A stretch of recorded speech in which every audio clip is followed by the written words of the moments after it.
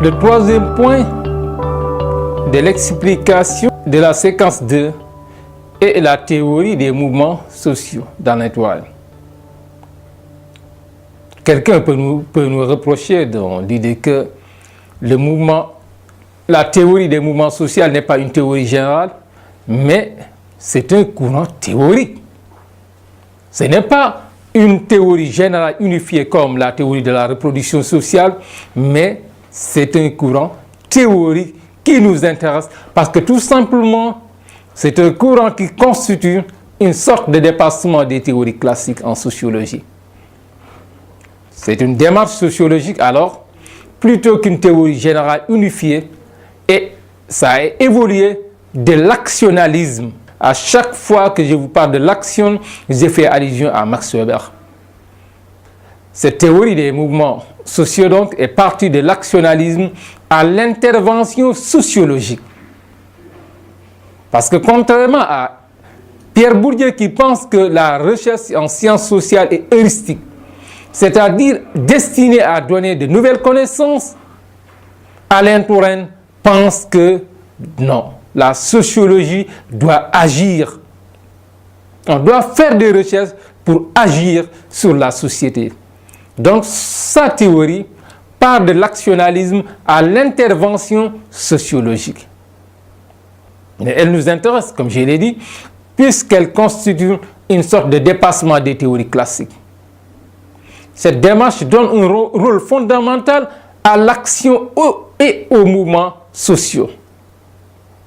C'est une démarche qui l'éloigne donc du structuralisme très influent à l'époque, c'est-à-dire dans les années 1960, dans les années 1970, surtout en France, parce qu'en France, à cette époque-là, il y avait Pierre Bourdieu, qui avait donc une approche beaucoup plus structurante.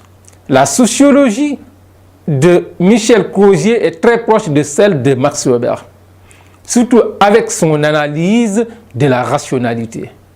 La sociologie d'Alain Touraine est très proche de celle de Max Weber, surtout avec son analyse de la rationalité.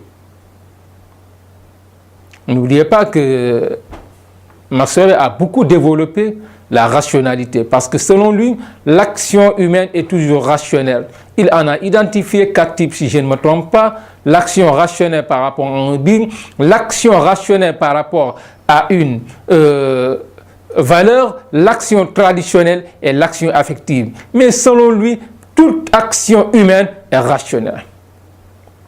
Mais cette sociologie est aussi proche de celle de Karl Marx, à travers l'analyse des classes sociales. Les recherches dans les Touraine sur le terrain, avec la conscience ouvrière, le mouvement ouvrier et les relations plus larges avec toute la société, et ces études sur les événements de 1968 en France et ailleurs montrent l'importance des minorités agissantes et débouchent sur l'étude des mouvements sociaux. Parce qu'avant les mouvements sociaux, il y avait les syndicats qui étaient porteurs des principaux donc, combats politiques et même sociaux. Ce sont les prolétaires, les ouvriers donc, qui ont été donc à la base de la révolution bolchevique, qui ont été à la base donc de la révolution, la commune de Paris dans les années 1870. Même au Sénégal en 1945, on a vu avec la grève des cheminots. Les principaux combats politiques et sociaux ont été menés par les syndicats. Mais à partir des années 1960, plus précisément en 1968, il y a l'émergence de nouveaux mouvements sociaux, portés non pas par les prolétaires, non pas par les ouvriers, mais par d'autres acteurs.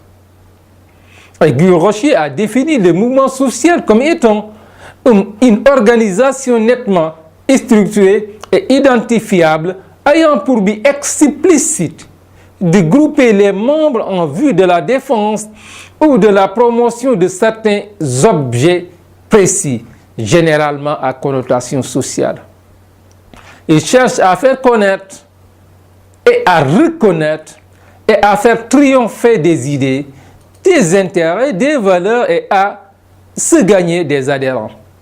Ça peut être un combat pour la défense de la démocratie, pour la défense de la liberté, pour la défense donc des intérêts de la société d'une manière générale. Et Alain Touraine a constaté que le mouvement social se déplace du monde du travail, c'est-à-dire de l'entreprise, à l'ensemble du champ culturel et a pour finalité de lutter contre une domination qui, au-delà de la production, s'étend à l'ensemble de la vie sociale. 1968, je prends non pas la France qu'a étudié Alain Touraine, mais je prends le Sénégal. Il y avait un mouvement très populaire en 1968 et ce mouvement a failli balayer pratiquement Senghor. Je ne parle pas de la France, mais du Sénégal. Le mouvement de mai 1968 a failli balayer le pouvoir ici au Sénégal parce que ça a été un vrai mouvement social mené par des étudiants, mais par des étudiants, par des élèves, mais avec l'aide d'autres acteurs. C'est ça donc un mouvement social. Et même notre département, le département de sociologie de Dakar, a été fermé en 1968 parce que tout simplement le président Léopold Sédar Senghor a pensé que ce sont les sociologues qui étaient à la base donc de cette action, à la base de ce mouvement-là, et il a été donc obligé de fermer ce département qui n'a été ouvert qu'en 1998 par notre président Abdou Diouf. Le mouvement social vise l'historicité, c'est-à-dire le contrôle de l'action de l'homme sur l'histoire. Le mouvement de mai 68 fait partie de l'histoire, est inscrit dans le calendrier politique, social du Sénégal. Même le mouvement de 1988, mais c'est un mouvement social et c'est un mouvement qui a été porté par les étudiants. Même le mouvement de M23, mais en quelque sorte c'est un mouvement social parce que il y avait même une adhésion populaire à ce mouvement-là et il y avait donc une sorte d'historicité, c'est-à-dire une sorte de contrôle donc de l'action de l'homme sur l'histoire. Et contrairement à Karl Marx, Alain Touraine pense que les luttes sociales qui caractérisent les mouvements sociaux s'articulent non pas autour de la production économique. Parce qu'avec Marx, c'était ça, donc tout était basé sur la production économique. Mais avec Alain Touraine, non, ce n'est pas seulement la production sociale, mais ce n'est pas seulement la production sociale, mais le mouvement s'articule autour de l'historicité, c'est-à-dire à s'inscrire dans l'histoire. Et selon Alain Touraine, il existe dans chaque société un mouvement social et un seul, mais dans l'histoire, qui incarne non pas une simple mobilisation, mais un projet de changement social. La société esclavagiste était caractérisée par la lutte entre esclaves et maîtres. La société féodale par la lutte entre serfs et prolétaires et propriétaires terriens. La société féodale par la lutte entre serfs et propriétaires terriens. La société féodale par la lutte entre serfs c'est esclaves, et serf c'est quelqu'un donc. La société féodale par la lutte entre serfs c'est ce que l'on appelle en wolof surga, et propriétaires terriens. La société capitaliste par la lutte entre prolétaires et industriels. Mais aujourd'hui, on n'a pas seulement un seul mouvement social dans une société, mais des mouvements sociaux par exemple. Parce qu'il y a des mouvements qui s'occupent de la promotion des droits des femmes. C'est ça donc leur cause. Mais il y a des mouvements qui s'occupent donc de la défense des droits des enfants. Il y a des mouvements qui s'occupent donc de plus de liberté, de démocratie dans les pays africains. Ça, mais c'est un mouvement social. Donc, on n'a plus un seul mouvement social, mais des mouvements sociaux. Aujourd'hui, donc, nous ne sommes plus à l'ère esclavagiste, à l'ère féodale, à l'ère capitaliste, mais nous sommes à l'ère post-industrielle, marquée par la lutte de nouveaux mouvements sociaux qui promeuvent un changement de la société. Et ce changement que promeuvent les mouvements sociaux ne peut aboutir que si ces trois principes sont réunis. Le principe d'identité, le principe d'opposition et le principe de totalité. Le principe d'identité, ça stipule que le mouvement doit se donner une identité en disant qui il représente. Est-ce le droit des enfants, des femmes, la démocratie? Avec Rado, par exemple, on sait que c'est donc la défense donc, des droits des hommes, droits de l'homme.